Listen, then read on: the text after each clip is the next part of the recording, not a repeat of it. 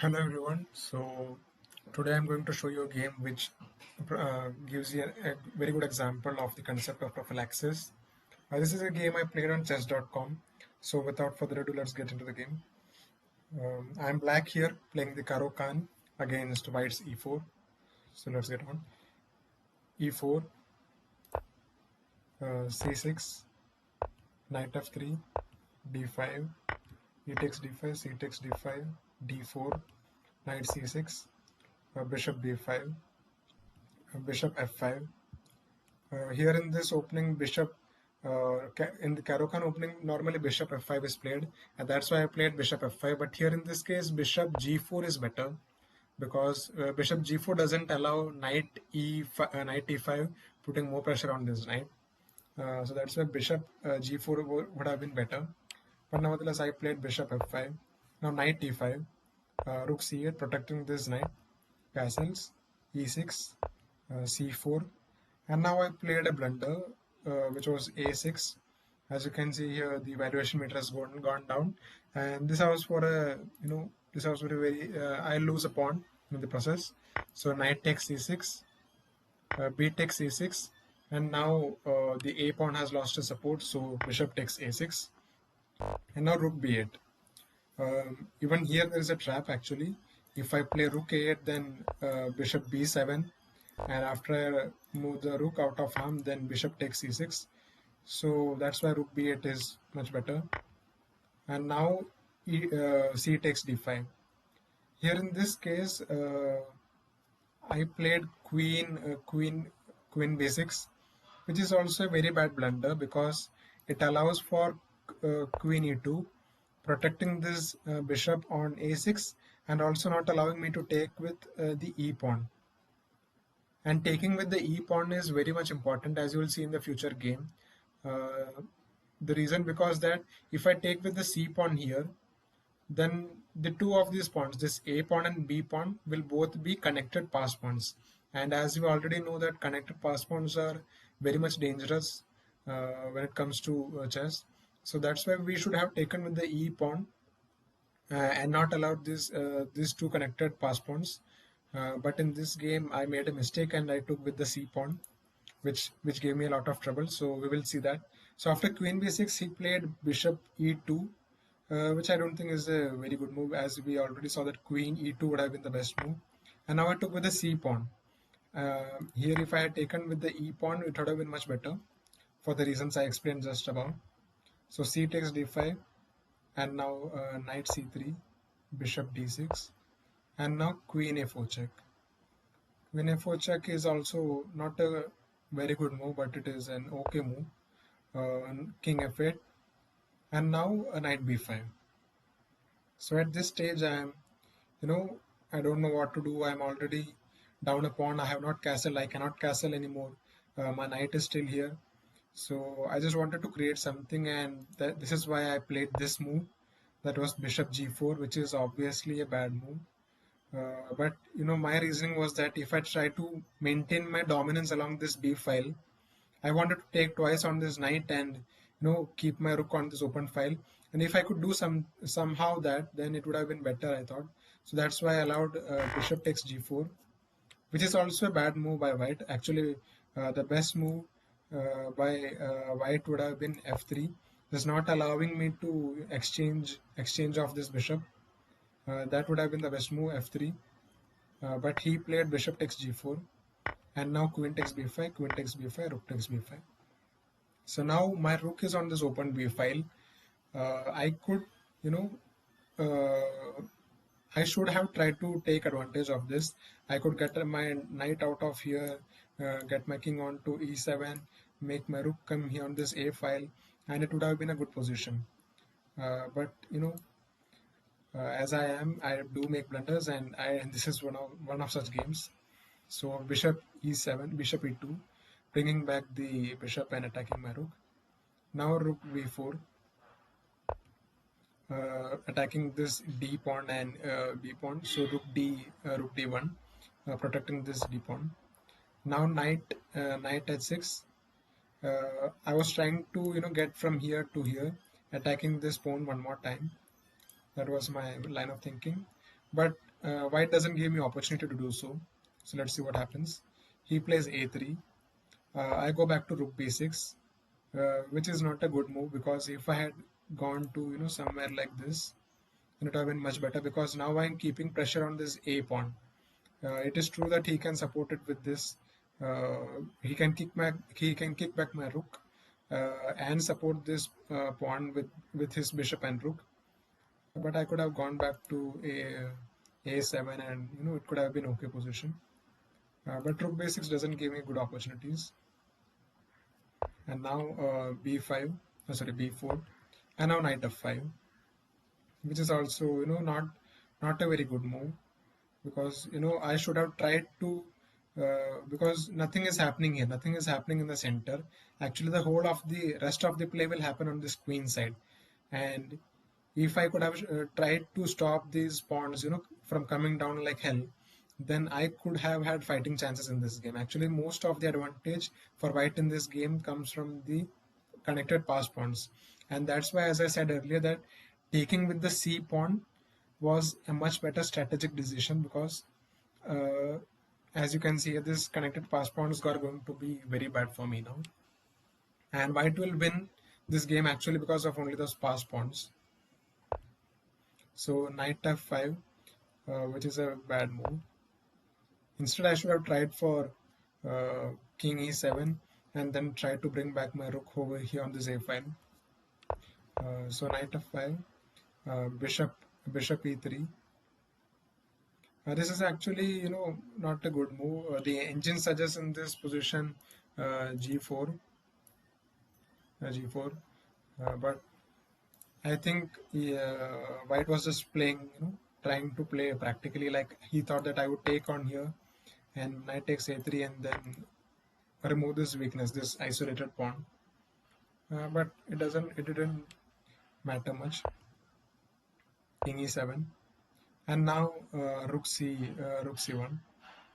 So now I played rook king d7, which is also a blunder actually, because I should have, the engine suggests that I should have taken on e3, and after f takes e3, I should have played rook a8, rook a8, and black is not infiltrating here because of this bishop on d6, so that's not a big deal. Now I can do whatever I want on this a and b file, because these are open files, and obviously um, I will have to do something out of it. But I don't know, this as shown by in this position, the engine gives an equal, it is showing us plus 0.6.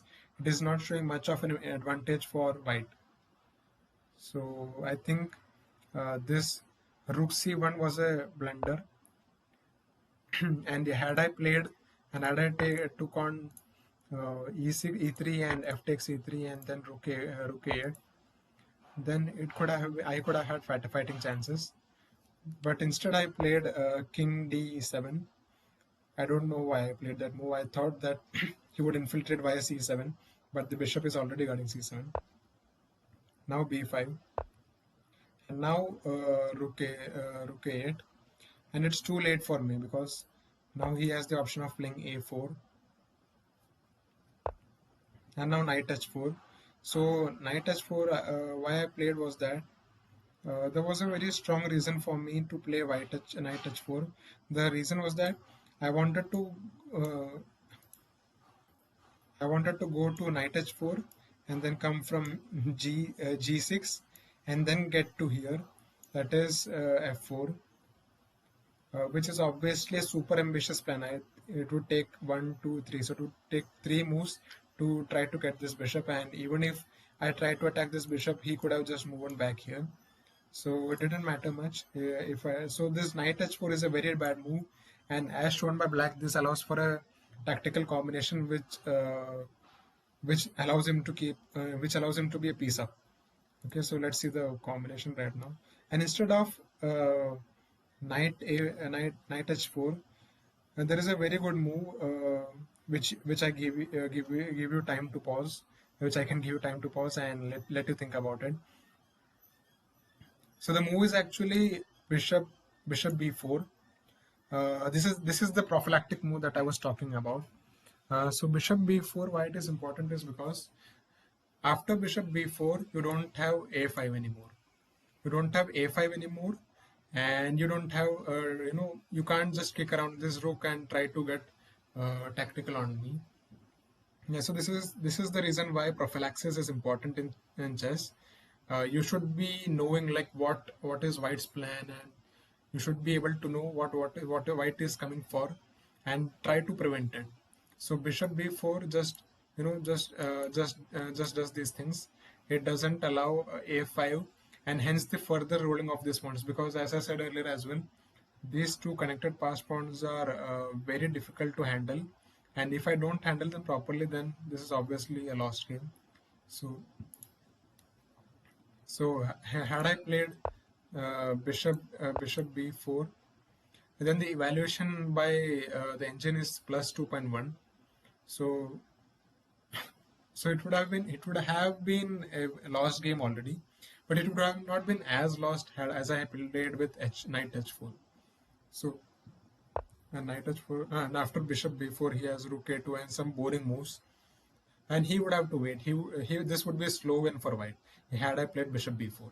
That is the matter. That's the point of the thing with bishop b4. So after knight h4, he finds a tactical combination, that is a5, rook b7, and now b6, and now I played bishop b4, trying to attack the a5 pawn, but this just allows for a tactical combination which goes as thus. So first he gives me a check, bishop b5 check. Then no matter wherever I go, he has a what do you say? He has a response for, he has a reply for everything. So if I go to king d6, which is the move that I played in the game, then he will go here, rook c6 check, and then if I go here, then this is obviously lost because of so many discovered checks. He can play rook c7, rook anything, and it would be lost completely. So I cannot go here, and I will have to go to king to e7, and then he will play bishop g5, winning this knight. Now after this check, if I move here, then at point he will get the bishop g5 check, and he will pick up the knight. So, and he took the and he played the bishop g5 move, and I played f6, and then he took on the knight on h4, and I played for some more moves like rook takes a5, bishop takes a5, and rook c7 check. But already the game was lost. I was down one bishop. He has 4 pawns and 2 bishops. I have 5 pawns and 1 bishop. So it is like +2 for white. Not the evaluation, but just the point material wise. The evaluation is around +3.9. And after some more moves, I just resigned the game. And obviously it is +8.1 for now white. The main takeaway from this game is the position that I want to show here, the bishop b4 move. Which could have. I don't say that black would have won this game or even draw this game, but I could definitely say that it would have not been a fast win. Knight h4 was failing tactically. Knight h4 was a tactical loss. Bishop b4 gives you fighting chances. It makes the game harder for white to win. So that's bishop b4 case. And here also I wanted to show you a very intrinsic thing, very slight thing. After normally in these positions you would not think about c takes d4 or e takes d5. It doesn't matter for normal plays, right? And you would not even think about e takes d5, because e takes d5 gives away so many possibilities for white. It gives you rook e1 check, and you just think, oh, it's a check in the opening, and I have not even castled, my king side pieces are not developed. But you should not think like that. You should think always strategically, because after c takes d5, these pawns are connected pass pawns, and there's no way stopping them. So had I played